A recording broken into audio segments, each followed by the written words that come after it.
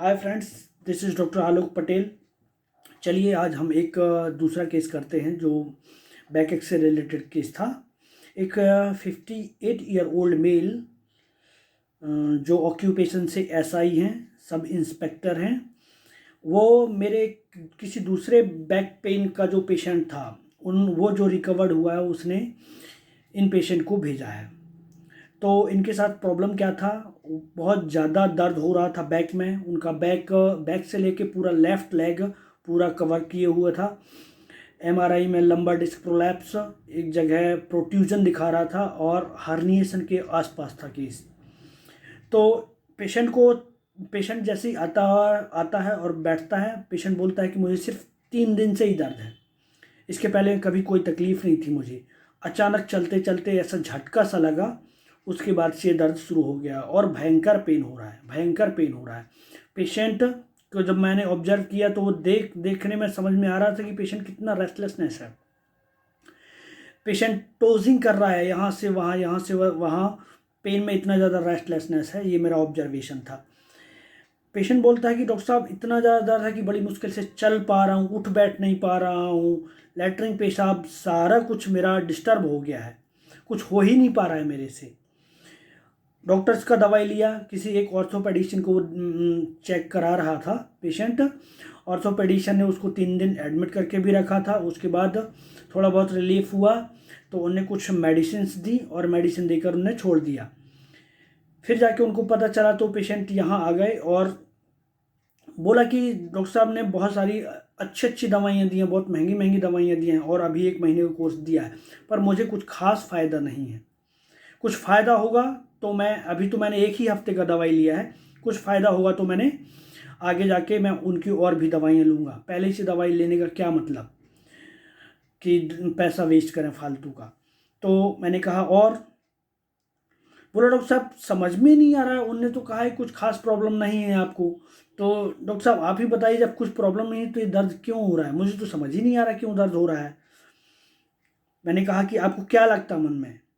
बोलते हैं कि दर्द तो ठीक हो ही जाएगा यहाँ नहीं तो नागपुर, पर दर्द क्यों हो रहा है ये समझ नहीं आ रहा, पर दर्द तो ठीक हो ही जाएगा। मतलब होपफुल है पेशेंट अपनी रिकवरी को लेके। तो पेशेंट ने बोला कि कोई ऐसा लगता है कोई नस गड़बड़ हो गई जिसकी वजह से इतना ज़्यादा दर्द हो रहा है।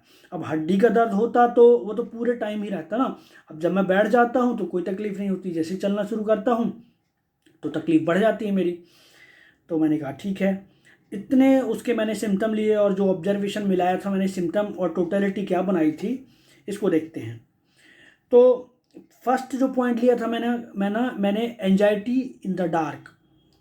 उसको ऐसा लगता है कि पता नहीं क्या हो रहा है अंदर ही अंदर, समझ ही नहीं आ रहा है और दर्द हो रहा है, तो मैंने उसको लिया एंजाइटी इन द डार्क।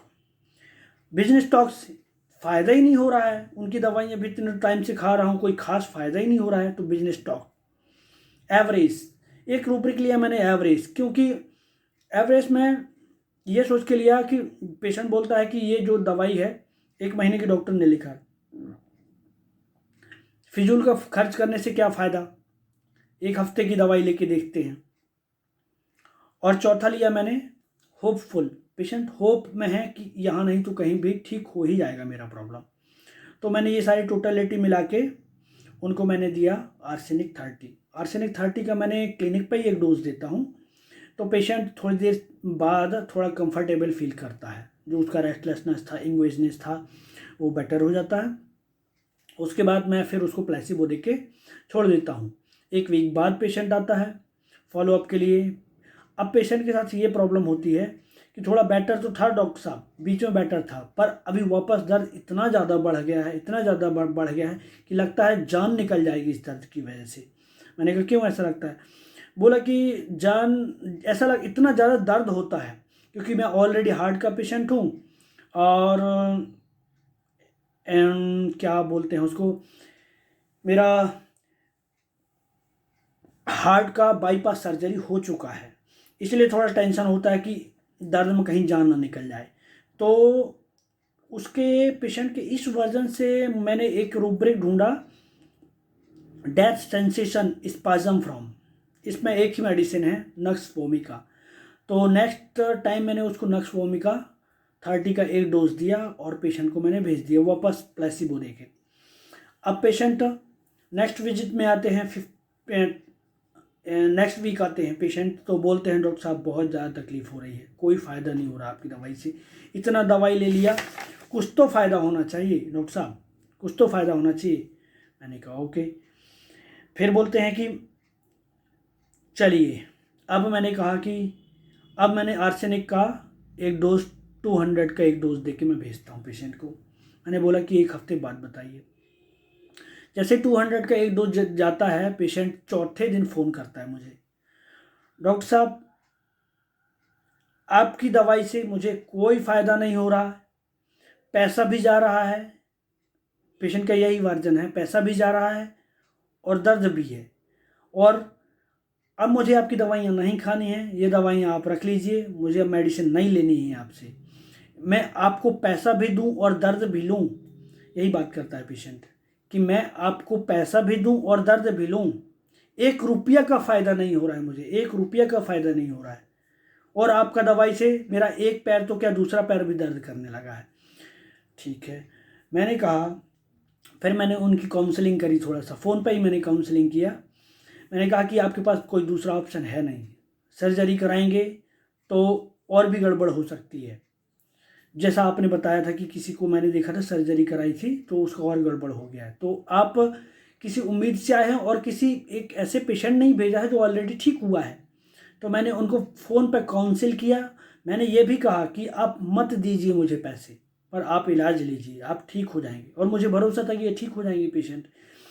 तो पेशेंट एग्री हुआ, बोलता है ठीक है डॉक्टर साहब आप दवाई दीजिए। तो जो उसने बात करी पेशेंट ने वो बहुत इंटरेस्टिंग था।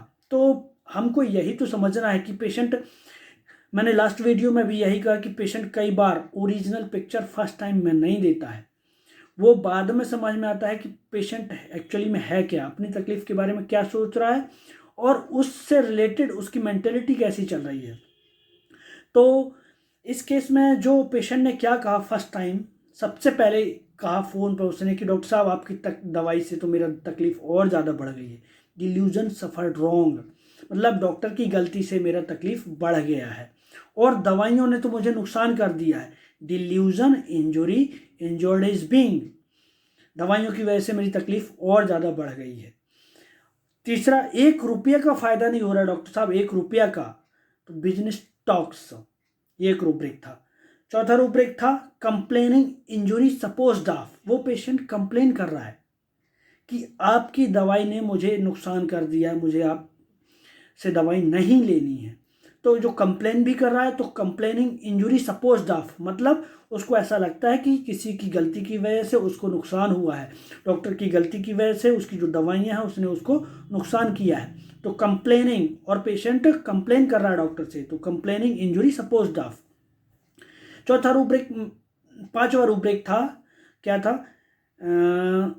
मुझे आपकी दवाइयाँ नहीं लेनी हैं, मेडिसिन रिफ्यूज टू टेक, मुझे आपकी दवाइयाँ नहीं लेनी है। तो we have to understand the patient state. कभी भी पेशेंट आपके पास आता है, फॉलोअप में आता है, नेक्स्ट टाइम कभी भी आता है, जब भी आपके पास बात करता है तो आपको बहुत केयरफुली सुनना है। कई बार हमको फर्स्ट फॉलोअप में समझ में नहीं आता, कई बार सेकंड फॉलोअप में पेशेंट ज़रूर समझ में आता है। कई बार इस तरीके से पेशेंट, हायोसाइमस का पेशेंट ही ऐसा बोलेगा कि डॉक्टर साहब आपकी दवाइयों ने नुकसान कर दिया है, ऐसा हो गया वैसा हो गया, है ना। तो कंप्लेन करेगा, बिजनेस की बात करेगा, फ़ायदे की बात करेगा कि फ़ायदा नहीं हो रहा, तो ये सिर्फ हायोसाइमस ही पेशेंट इस तरीके की बात करेगा। तो ये हमको ध्यान में रखना है कि कब कौन सा पेशेंट किस स्टेट पे आता है, उसका स्टेट बहुत इंपॉर्टेंट होता है। तो ये जो सारे रूब्रिक्स मैंने मिलाए थे, उनके ऊपर जो टोटलिटी आई थी वो हायोसाइमस ही आई थी। फर्स्ट रूब्रिक क्या था, delusion injury injured is being, दूसरा injury complaining injury supposed of, तीसरा बिजनेस टॉक्स, चौथा रिफ्यूज टू टेक मेडिसिन। ये चारों रूब्रिक के ऊपर जो हायोसाइमस आई, तो 200 का एक डोज देता हूँ मैंने कहा, पेशेंट तो आया नहीं था, उनके बेटे आए थे, मैंने उनके थ्रू मेडिसिन भिजवाई, बाकी सब प्लेसिबो था। तो 200 का जैसे ही एक डोज जाता है, उसके तीसरे दिन बाद फ़ोन आता है, डॉक्टर साहब आपका इस बार का दवाई बहुत ही गजब का काम किया, एक ही बार में 75 to 80% बेटर हो गया है मेरा पेन। और पेशेंट अभी 1 महीने हो गया रेगुलरली वो थोड़ा थोड़ा रिकवर करते जा रहे हैं। अभी कल ही आया था उनका फॉलोअप, तो वो 90% के आसपास बेटर हो गए हैं। और उनने 2 पेशेंट और लेकर आए जो सेम प्रॉब्लम्स के थे। तो फ्रेंड्स, कितना भी प्रॉब्लम क्यों ना हो, आप यदि होम्योपैथी में बराबर से पेशेंट को समझ के उसके टोटलिटी रूब्रिक के आधार पर बनाते हैं तो नो डाउट केस कहीं नहीं जाने वाला है, केस ठीक होने वाला ही है। और कितना भी सीवियरिटी क्यों ना हो, अब बताइए, देखिए इतना एंग्विश में था पेशेंट, इतना ज़्यादा सीवियर पेन था, इसके बाद भी पेशेंट का ज़बरदस्त रिलीफ हुआ है। और इस तरीके की कंप्लेंट जिसमें एलोपैथी भी काम नहीं करती पर होम्योपैथी काम करती है। पर इतनी सारी दवाइयां हैं हमारे पास, पर ये माइंड मेथड एक ऐसा मेथड है जिस पे आपको एकदम अप्रोप्रिएट रेमेडी सिलेक्ट हो जाएगी आपकी, इसमें कोई डाउट नहीं है। पर आपका सबसे इम्पॉर्टेंट है उसके पहले पेशेंट को समझना। तो just try to understand the patient first and then find out the proper rubric and match through the repertory and you will get the remedy which will act very wonderful, no doubt. So friends, आज के लिए इतना ही case था। हम next time दूसरा case करेंगे। और इसके लिए अपने वीडियो देखा, लाइक करिए, सब्सक्राइब करिए और शेयर करिए। Thank you.